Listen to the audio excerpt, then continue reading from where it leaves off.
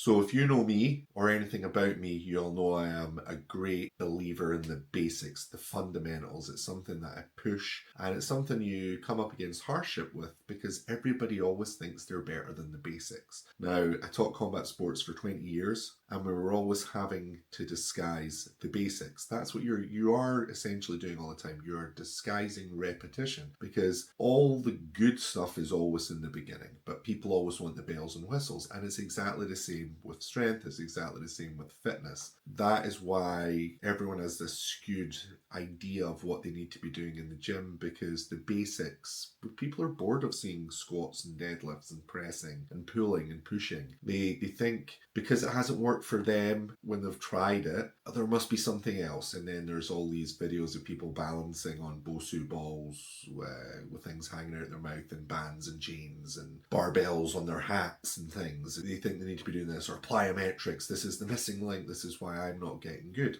When it's not. It's always the fundamentals, because you cannot build on sand. And like Louis Simmons from Westside Barbell would always say, your pyramid can only be as big as your base. With that in mind, this is something that doesn't matter what I'm coaching, you need to always have a great grasp of the fundamentals. And like I said, coached combat sports for 20 years, and everybody always thought they were better than they were and would need more than they had. And as a result of this, we would have to have class name changes, all the marketing, all the branding would have to always change. You would call things like Grappling 101. I try to even think of some of them, what they were. They were quite inventive. We had to be, because again, sometimes you could say fundamentals, but people would catch on to this. They'd think, oh, it's basic again. They didn't want it. They know better than that. So it's something I am very au fait with, and I understand that people like a package. They need things to be nice and shiny. They want them to be appealing. They want them to make promises, and this will be the missing link and what will give them what they need. Now, what we have in terms of a barbell is what they need. They need to be stronger. With strength comes this body recomposition idea. They're going to feel better in their everyday self. They're going to have better energy. They'll probably sleep better, I would hope they would, if they trained hard. And with strength, you will see these noticeable changes in your physique and a drop in body fat over time. This is what happens, but you have to give it time. Now, there's no secret. Everybody and their dog, will do some barbell training, but again, they'll just add in all the other stuff that I don't think is required. And a huge part of today's world is we only have a finite amount of time to train, because we've got to get to and from the gym. You always have to factor that in. Not everyone can be blessed with having a gym on their doorstep. There's so many more gyms now. There are gyms very close to most people, but you want to find a good gym, and our gym is certainly a destination gym. We have people coming from all over the city, in fact from all over the world. They come to train. I mean, just today we've had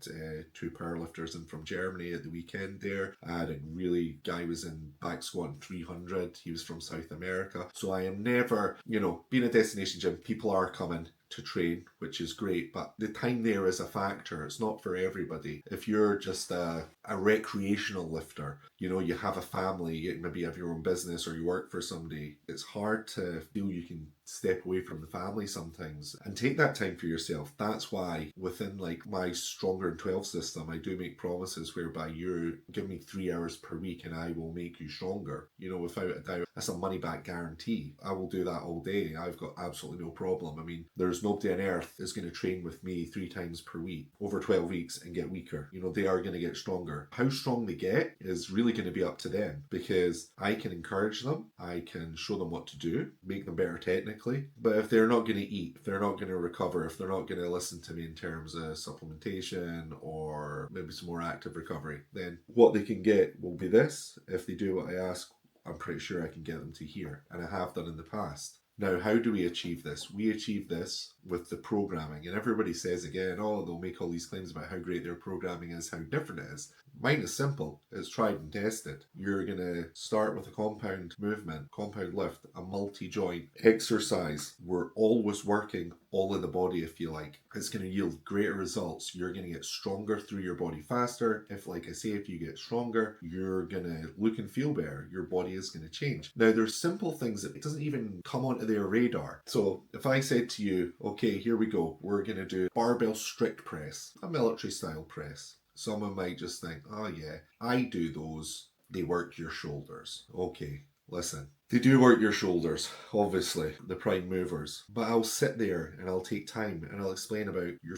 foot positioning, how your legs need to feel, your knees need to be locked. They are tight from top to bottom. Your glutes are engaged. Your trunk is strong. The force is coming up through the floor, coming and being delivered out through the shoulders. Once that bar's above your head, it's paused and it's locked. Again, it's reinforcing this core, this strength. You're strong like a pillar. I always say this, strong like a pillar, strong like a column. So it's not just this bodybuilding style shoulder press. Now, there's nothing wrong with that. In fact, sometimes I might put in a hypertrophy block where I'll actively encourage people to be more like that. But in the beginning, in the stronger in 12, remember we're trying to get stronger, it's going to be like that. So all of a sudden, this exercise that people believed was just working their shoulders is now encouraging their whole body to be strong from the floor up. Now, how much your body is actually being stressed, it's not so much about that. But when you think about how you are braced in with your feet wider like the base of a pyramid, you're then allowing your body a greater chance to hoist a higher weight above your head. And once you hoist a higher weight above your head, you're going to get what? Stronger. And what's that going to build? Muscle, and lots of it.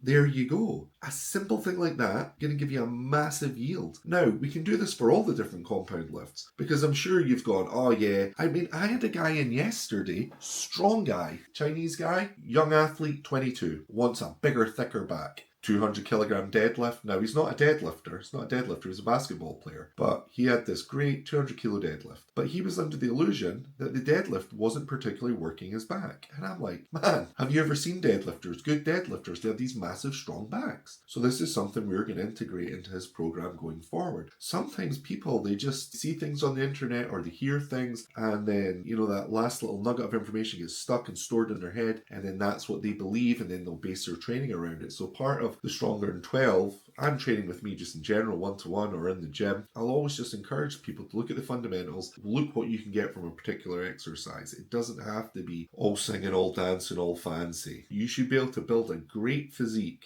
and be strong with just simply a barbell, discipline, intent, nutrition, and rest. You don't really need this gym full of all these machines, all these different things. The truly strong people that you see in the old Eastern Bloc, Soviets, they're often training in gyms. They just look like disused underground car parks. An example, it's like sitting there with the weighted, lovely fabricated iron boxes to press above your head that you'll see some strongmen use in the UK, because we obviously love gear and things. And then you'll see some of these other guys, high level competitors, and they're just like holding up like sort of like some big rock, and then their training partner just puts like another rock on it and another rock, and all of a sudden it's like a game of Jenga. But they're pressing with the most basics of stuff, just making this absolute raw strength.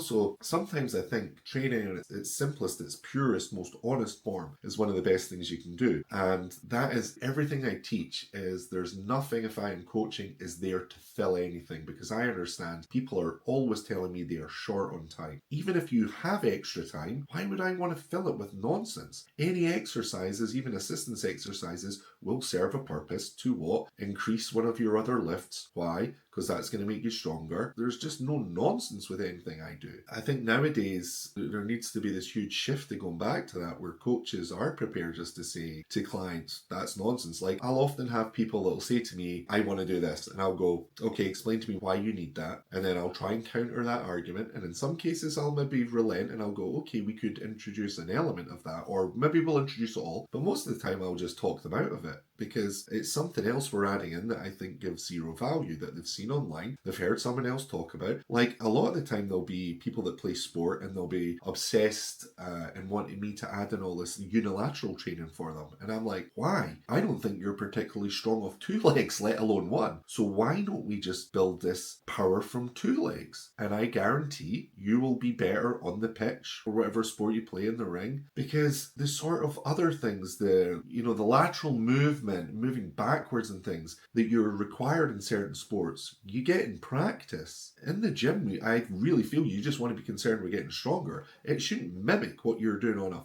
picture a field. That is what your training in the particular sport is for. Okay? So again, basic is best. And I have seen this. I have proven this, and it's been proven to me because I was a non-believer a long time ago. And one of my coaches, who is, he'll be in his 70s now, absolute legend, and he coached a huge, diverse range of sporting people, athletes, cyclists, downhill mountain bikers, boxers, weightlifters, track and field, javelin throwers, and they all really did the same stuff. They all did the same stuff and excelled. And where I kind of thought this is not going to work was a long time ago was with one of the boxers. Well, I was training next to him one day on in a little strength and conditioning gym. And I actually thought, because he was doing Olympic weightlifting, some movements from it, and I was very, very keen into Olympic weightlifting then. It was sort of in my infancy. And I was just like so jealous. I was like, God, he's just such a great ollie lifter. And then later on, I was telling my coach about it, and I was speaking to him, and he's like, oh yeah, he's one of my guys. He's a boxer. And I was like,